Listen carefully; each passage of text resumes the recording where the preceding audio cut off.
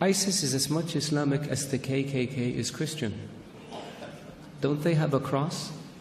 Don't they do everything in the name of religion and Christ? Don't they believe that Christ compels them to lynch and kill people of African descent? Can one really say that the KKK is a Christian organization? There are other groups that one can point to. There are other massacres that were committed in the name of keeping certain countries or regions clear of non-Christians. There are people like this also in the Jewish faith that have nothing to do with Judaism.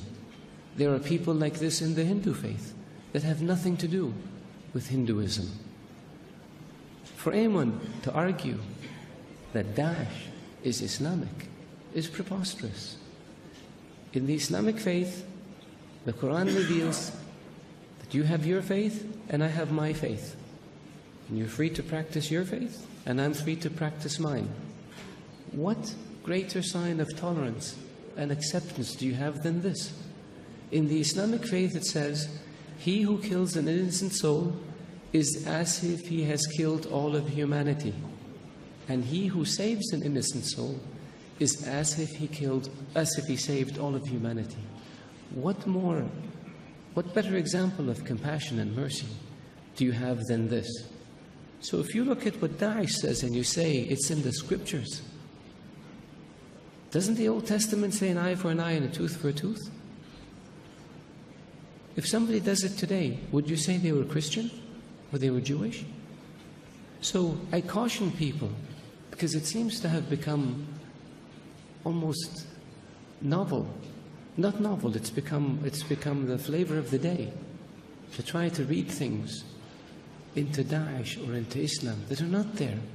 The Islamic religion and Islamic civilization was the civilization that preserved the history of Greek and Rome and passed it on to the West. Western civilization would not exist without the Islamic Arab civilization. The Islamic civilization and the Islamic Arab civilization was the civilization that connected China with Europe. So it was global. The point I made early on about being an intermediate civilization, this is what I mean.